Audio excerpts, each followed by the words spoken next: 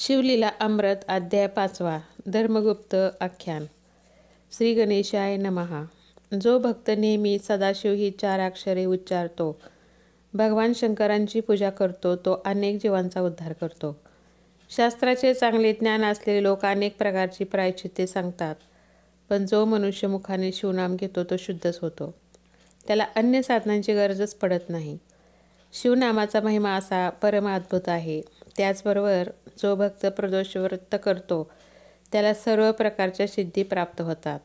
हे त्रिवार सत्य आहे. म्हणून ज्यांना समाधान, प्रगती, धैर्य, दीर्घायुष्य, संतती, संपत्ती व दिव्य ज्ञान प्राप्त व्हावे असे वाटते, त्यांनी यथासांग प्रदोष व्रत करावे. या व्रताचे मनपूर्वक आचरण केल्यास त्याची याच जन्मात प्रचिती येते. 6 महिन्यातच त्याचे दारिद्र्य आणि मोठी व्यथा यांचे निशेष निरसन होते. हे व्रत वर्षभर केल्यास ज्ञान प्राप्त होते आणि 12 वर्षे केल्यास महद्भाग्य लाभते असे व्यासांचे वचन आहे. जो हे असत्य मानेल तो नाना प्रकारच्या बंधनाने जन्ममरणाच्या दुष्टचक्रात सापडेल. त्याला कल्पांतीही मुक्ती मिळणार नाही. त्याचे गुरु खोटे, ज्ञान खोटे व भक्तीही दांभिक. ज्याचा मनोभाव शिवचरणी विनम्र आहे त्याच्यासारखा पवित्र दुसरा कोणीही नाही.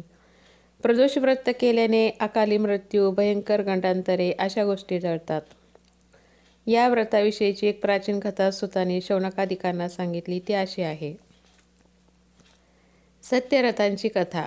सत्यरथ हे विदर्भ देशाचे भूपती. ते अत्यंत तेजस्वी, पराक्रमी, सर्व धर्माचा सन्मान करणारे व लोकप्रिय होते. त्यांनी अनेक वर्ष राज्य केले, पण शिवभक्ती केली नाही.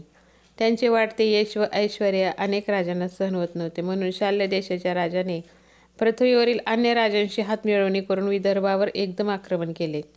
सत्यरथांनी त्यांच्याशी निकराचा लढा दिला. 7 दिवस चाललेल्या त्या तुंबड युद्धात सत्यरथांचे त्यांना परास्त करण्याचे सर्व प्रयत्न थिटे पडले. त्यांना रणांगणात वीरमरण आले. विजयाच्या उन्मादात शत्रूंनी राजधानीत प्रवेश करून भयंकर अत्याचार व लुटालूट केली.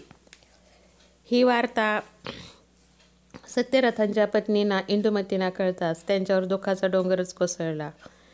त्यावेळी त्या गरोदर होत्या. 9 मास पूर्ण झाले होते. आपण इथे राहिलो तर काय विटंबना होईल या कल्पनेने त्या शहारल्या. आपले व बाळाचे प्राण वाचवण्यासाठी त्या गुप्त मार्गाने नगर सोडून अरण्यात शिरल्या. अनर्थ ओढवू नये म्हणून त्या एकसारख्या पुढे पुढे धावत होत्या.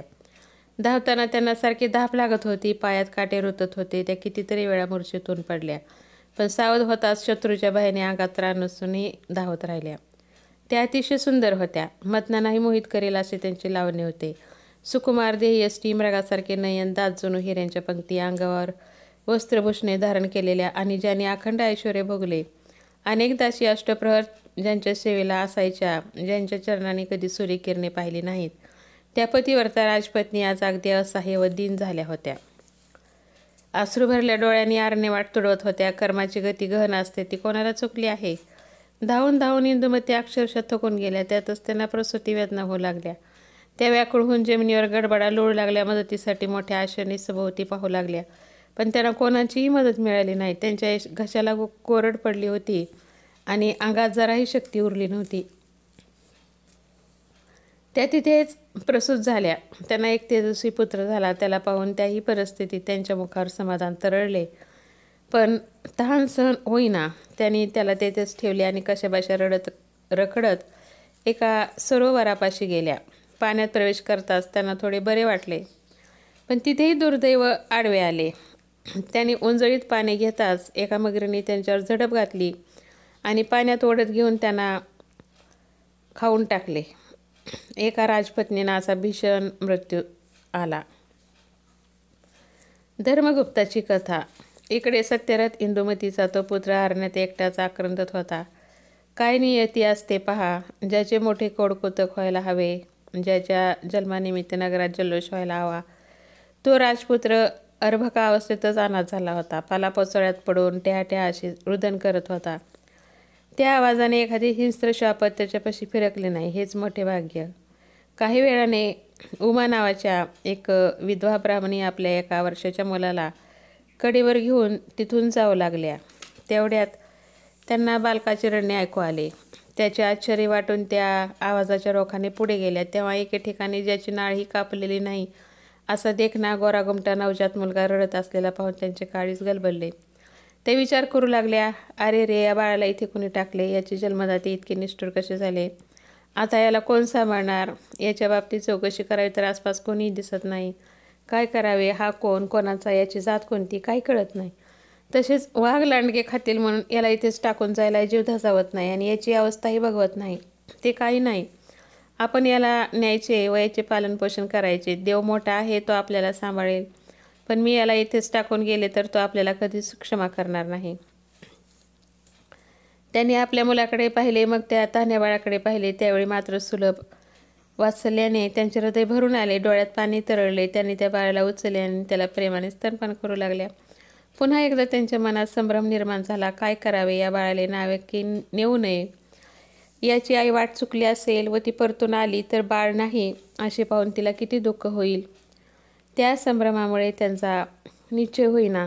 तेव्हा भगवान शंकर साधूंचे रूप घेऊन त्यांच्यापाशी आले व म्हणाले, हे ब्राह्मणी, या बाळाला तुम्ही घेऊन जा, याचे नीट संगोपन करा. हा क्षत्रिय राजपुत्र मोठ्या भाग्याने तुम्हाला लाभला आहे, पण या गोष्टीची कुठेही वाच्यता करू नका. तुमच्या मुलासारखाच याचाही प्रतिपाळ करा. गरिबाला आकस्मिक गुप्तधन सापडावे तशीच ही घटना आहे. तुमची पूर्वपुण्याई थोर म्हणूनच हा मूल्यवान ठेवा तुम्हाला लाभला आहे. त्यानंतर भगवान शंकर अंतर्धान पावले. त्या मार्गदर्शनाने उमा ब्राह्मणीच्या मनातील शंकेचे पूर्ण समाधान झाले होते. दोन्ही मुलांना बरोबर घेऊन त्या पुढील मार्गक्रमण करू लागल्या. शुचिव्रत हे त्यांच्या मुलाचे नाव. त्यांनी राजपुत्राचे नाव धर्मगुप्त ठेवले. या दोन्ही मुलांना कडेवर व खांद्यावर घेऊन त्या घरोघरी भिक्षा मागत असत आणि कोणी विचारणा केल्यास हे दोघे माझेच पुत्र आहेत असे सांगत असत. अशा प्रकारे हिंडता हिंडता काही काळाने त्या एक चक्रानगरीत गेल्या. तिथे भिक्षा मागत फिरत असताना त्यांनी एक शिवालय पाहिले. तिथे अनेक ब्राह्मण जमले होते. गाभाऱ्यात ऋषीश्रेष्ठ शांडिल्य भगवान शंकराची विधियुक्त पूजा करत होते. उमा दोन्ही मुलांना घेऊन त्या मंदिरात प्रवेशल्या आणि एका जागी बसून शिवजींची पूजा पाहू लागल्या. तेव्हा त्यांना व त्यांच्या मुलाला पाहून शांडिल्य म्हणाले, कर्मगती कशी गहन असते पहा. हा एक राजपुत्र आहे, पण आज हिंदीन होऊन नशिबात लिहिलेले भोग भोगत आहे. या गरीब ब्राह्मणीच्या सहवासात हलापेष्टा सोसत वाढतो आहे. ते ऐकताच त्यांनी शांडिल्याचे पाय धरले व त्यांना विनंती केली. म्हणाल्या, महाराज, आपण त्रिकालज्ञानी आहात, समर्थ आणि भूतभविष्य जाणणारे आहात, म्हणून माझ्यावर कृपा करून या माझ्या धाकट्या मुलाबद्दल काही सांगा. हा कोण आहे, याचे मातापिता कोण आहेत, ते जिवंत आहेत की नाहीत, सर्व काही सांगा. तेव्हा त्यांची जिज्ञासा जाणून शांडिल्य म्हणाले, हे ब्राह्मणी, हा तुमचा धाकटा मुलगा विदर्भ देशाचे भूपती सत्यरथ यांचा पुत्र आहे. सत्यरथ पूर्वजन्मीही राजाच होते. ते प्रदोष समयी प्रेमपूर्वक शिवपूजन करत असत. एकदा शत्रूने आक्रमण करून त्यांच्या नगराला चहूकडून वेढले, तेव्हा ते शिवपूजेत मग्न होते. शत्रूचा गलबल ऐकून ते पूजा अर्धवट टाकून उठले आणि शस्त्रसज्ज होऊन रणांगणाकडे धावले. तेवढ्यात त्यांचे प्रधान येताना दिसले. त्यांनी शत्रुराजाचा पराभव करून त्याला धरून आणले होते. सत्यरथाने त्याचा शिरच्छेद करण्याची आज्ञा दिली.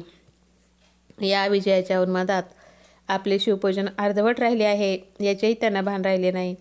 त्यांनी तसेच भोजन केले. त्या दोषामुळे या जन्मात ते अल्पायुष्य होऊन शत्रूकडून मारले गेले. म्हणून शिवपूजन अर्धवट सोडू नये. याच्या मातुश्रीने इंदुमतीने पूर्वजन्मी आपल्या सवतीचा वध केला होता. त्या सवतीने या जन्मी मगरीच्या रूपाने त्यांचा जीव घेतला. अर्थात स्वतःच्या स्वार्थासाठी दुष्टबुद्धीने जे जे कर्म करावे ते सर्व कालांतराने दुःखरूपाने भोगावेच लागते. या धर्मगुप्ताबद्दल काय सांगावे. याने गेल्या जन्मी कोणतेही शिवव्रत केले नाही, म्हणून या जन्मी राजपुत्र असूनही हा लहानपणीच अनाथ पोरका झाला, अरण्यात एकाकी पडला व याला मातापित्याचे सौख्य लाभले नाही. भगवान शंकर म्हणजे देवादिदेव, अत्यंत कृपाळू विष्णुनाथ. त्यांची मनपूर्वक सेवाभक्ती करणाऱ्याला कसलीही कमतरता पडणार नाही. म्हणून प्रदोषकाळी एकाग्र चित्ताने शिवपूजन करावे. ते पूजन अर्धवट टाकून केव्हाही उठू नये. प्रदोषकाळी भवानींना प्रतिष्ठित करून कैलासनाथ त्यांच्यापुढे नृत्य करतात. त्यावेळी सरस्वती वीणा वाजवतात, देवराज इंद्र वेणू वाजवतात, ब्रह्मदेव ताल धरतात, लक्ष्मी देवी सुस्वर गायन करतात, तर भगवान विष्णू मृदंग वाजवून शिवजींच्या नृत्यगतीला साक्ष देतात आणि साथ देतात. कुबेर हे शिवजींचे प्राणप्रिय मित्र. ते हात जोडून समोर उभे राहतात. यक्ष, गंधर्व, किन्नर, सूर आणि असुर ही विनम्रतेने सन्मुख उभे असतात. प्रदोष काळचा महिमा असा अगम्य आणि अनाकलनीय आहे, तो वेदशास्त्रांनाही कळत नाही.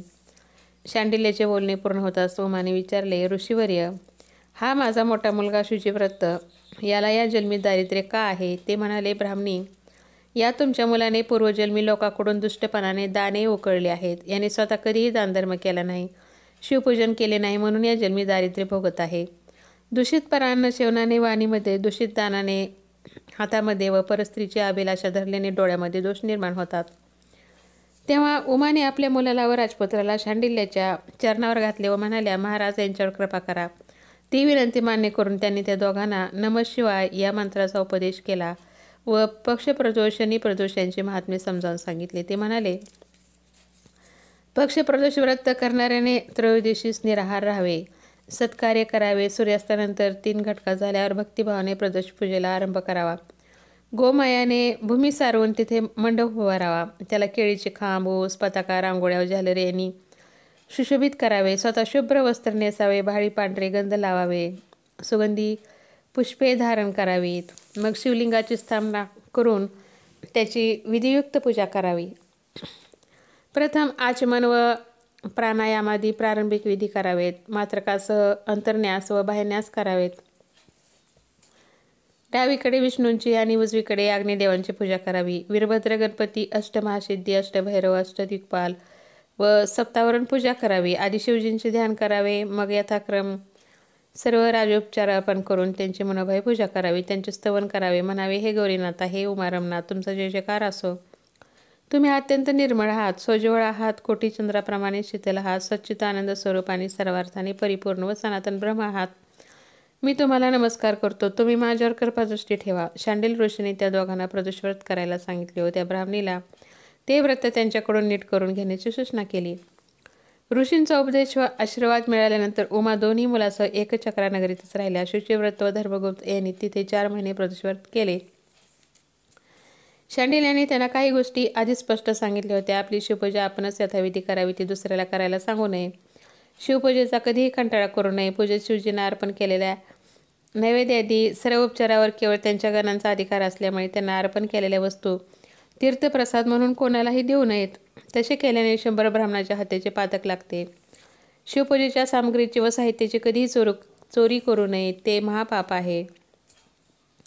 शिवजी स्वतः महान त्यागी आहेत, म्हणून त्यांच्या सेवेसाठी, पूजेसाठी स्वकष्टार्जित धन वेचावे व स्वतः परिश्रम घ्यावेत.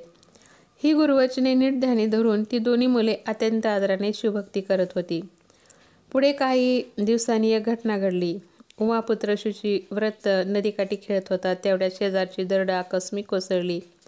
त्या मातीच्या ढिगाऱ्यात त्याला द्रव्याने भरलेला एक घट्ट सापडला. त्याने तो गुपचूप घरी आणला. ते धन पाहून त्याच्या मातोश्रीला खूपच आनंद झाला. त्याने शिवजींना नमस्कार केला व म्हणाल्या, बाळा, हा सर्व शिवकृपेचा प्रसाद आहे. तुम्ही दोघांनी प्रदोष व्रत केल्यामुळे आपले दारिद्र्य दूर झाले आहे आणि हे आपले ऐश्वर असेच वाढत राहील. आता याचा निम्मा भाग तू धर्मगुप्ताला दे. ते ऐकताच धर्मगुप्त म्हणाला, दादा, तो आईचे ऐकू नकोस. आपण एकच आहोत ना, मग ही वाटणी कशाला? तसे पाहता या भूमीतील सर्व धनसंपत्ती आम्हा राजांचीच असते. आता मी सांगतो तसे कर. हे सर्व द्रव्य तुझ्याकडेच ठेव. ते निस्पृह बोलणे ऐकून ओमांचे हृदय भरून आले. त्यांनी त्याला प्रेमाने जवळ घेतले. आता पोटापाण्याची चिंता नव्हती. दिवस आनंदात जात होते. हे दोन्ही कुमार नित्यनेमाने शिवध्यान व शिवपूजन करत असत. अशी काही वर्षे लोटली. शुचिव्रताने व धर्मगुप्ताने तारुण्यात प्रवेश केला. एके दिवशी ती दोघे अरण्यातून हिंडत असताना त्यांना काही गंधर्व कन्या दिसल्या. त्या खूपच सुंदर होत्या व खेळण्यात रममाण झाल्या होत्या. त्यांचे लावण्य पाहून त्या दोघांचे भानच हरपले. तेव्हा शुचिव्रत धर्मगुप्ताला म्हणाला, अरे परस्त्रीयाकडे असे लपून छपून पाहू नये, त्यांच्या अभिलाषा धरू नये. त्या दृष्टीने आपले चित्त व स्पर्शाने आपली शक्ती हरण करतात. त्यांच्या सहवासाने काय अनर्थ होतात हे मी तुला सांगायलाच हवे काय? चल, इथून जाऊया. पण राजपुत्राचे त्याच्या बोलण्याकडे लक्षच नव्हते. शुचिव्रता, तू इथेच थांब, मी त्यांना भेटून येतो असे म्हणून तो मदनासारखा देखणार राजपुत्र त्या गंधर्व कन्यांजवळ गेला. त्यांच्यामध्ये जी मुख्य होती तिचे नाव अंशुमती. खोद्रवीर नावाच्या गंधर्व राजाची ती कन्या लावण्याची पुतळीच होती. ती उपवर झाली होती म्हणून तिच्या पिताजीने शिवजींना विचारले, देवा, माझी कन्या कोणाला देऊ? ते म्हणाले, गंधर्वराज, पृथ्वीवर माझा एक परमभक्त आहे, त्याचे नाव धर्मगुप्त. राजा सत्यराजांच्या पुत्राला तू आपले कन्या दे. शिवजींचे हे वचन आज खरे होऊ पाहत होते. म्हणूनच अंशुमती योगायोगाने धर्मगुप्ताच्या दृष्टीस पडली होती. त्याला येताना पाहून अंशुमती स्वतःशीच विचार करू लागली, हा मरणासारखा दिसणारा राजपुत्र आहे तरी कोण? याची अंगकांती किती तेजस्वी आहे. चंद्राने क्षीरसागरात स्नान करून आपला कलंक धुवून टाकावा तशी. याचे धनुष्यबाण किती घेतलेले आजानबाहू पटकन नजरेत भरतील असेच आहेत आणि चाल किती धीरगंभीर व डौलदार आहे. वक्षस्थळही विशाल आहे. खरंच असे 32 शुभलक्षणाने युक्त असलेले व्यक्तिमत्व फार क्वचित पाहायला मिळते. याला पाहून माझ्या मनात आनंदाच्या उर्मी कुठून उचंबळत आहेत. हृदयाची धडधड अशी अचानक कशी बरे वाढली. हा अत्यंत गुणी राजपुत्र माझ्याशी वार्तालाप करायला येत आहे. याच्याशी सुसंवाद करायचा तर एकांतच हवा. त्यात या सख्यांची लुडबुड कशाला? मग तिने एक युक्ती केली. आपल्या मैत्रिणींना सुगंधी पुष्पे आणण्यासाठी दुसऱ्या वनात पाठवले. त्याही चतुर होत्या. काय समजायचे ते समजल्या आणि ठीक आहे, आमचा व्यत्यय कशाला असे म्हणून हसत खेदळत दूर निघून गेल्या. आता अंशुमती एकटीच होती. तिने धर्मगुप्ताला धिटाईने जवळ बोलवले. झाडाची पाने पसरून त्याच्यासाठी आसन तयार केले. त्यावर कोवळ्या ढाळ्या पसरून ते मऊ केले. तो त्यावर बसला. ती त्याची देखणी रूप डोळ्याने मनात साठत होती. त्याच्या आरक्त ओठ, मुखावरचे मोहक हास्य, विशाल भाल प्रदेश व अंतःकरणाचा ठाव घेणारे कमळासारखे डोळे, या सर्व गोष्टींनी तिच्या मनाला विलक्षण भुरळ घातली होती. ती त्याच्याकडे लाजून पाहत होती. तोही तिच्यावर मुग्ध झाला होता. त्याच्या प्रेमळ कटाक्षाने ती गंधर्व कन्या केव्हाच विद्ध झाली होती. तथापि स्वतःला सावरून ती म्हणाली, हे राजसा, तू तर शृंगार रसाची सरोवर आहेस. त्यात राजहंसीप्रमाणे विहार करायला मला नक्की आवडेल. तुझ्या चंद्रासमान दिव्य मुखाकडे पाहून माझा मनोरूपी चकोर अक्षरशः नृत्य करत आहे. माझे नेत्ररूपी भ्रमर तुझ्या मुखकमलाकडे सारखे झेपावत आहेत. तुझे बोलणे म्हणजे मेघांचा वर्षाव. त्यात भिजलेला माझा चित्ररूपी मोर आनंदाने मुग्ध होऊन तुई नाचतो आहे. मी काय करू? स्वतःला कशी सावरू? माझे प्रेम कसे व्यक्त करू? तुझ्या भेटीने झालेला आनंद कसा व्यक्त करू? मी तुला मनाने वरले आहे. बोलता बोलता तिने स्वतःच्या गळ्यातली मोत्यांची माळ काढून त्याच्या गळ्यात घातली आणि आता मी कायवाच्या मनाने तुझीच पत्नी झाली आहे असे म्हणून त्याच्या चरणावर मस्तक ठेवले. धर्मगुप्त म्हणाला, हे गंधर्व कन्ये, तुझ्या मनाचे मोठेपण पाहून मी खरोखरच धन्य झालो आहे.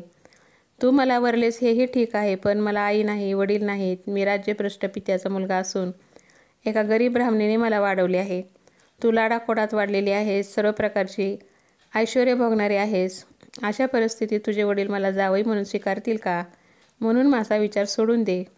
अंशुमती म्हणाली, त्याची चिंता नको. मी माझ्या पिताजींची संमती घेऊन 3 दिवसांनी इथे परत येईन. तेव्हा आपण विवाह करू. माझे वडील या प्रस्तावाला आनंदाने होकार देतील याची मला खात्री आहे. त्यालाही ती पटले. 3 दिवसांनी पुन्हा तिथेच भेटायचे असे ठरवून त्याने तिचा निरोप घेतला.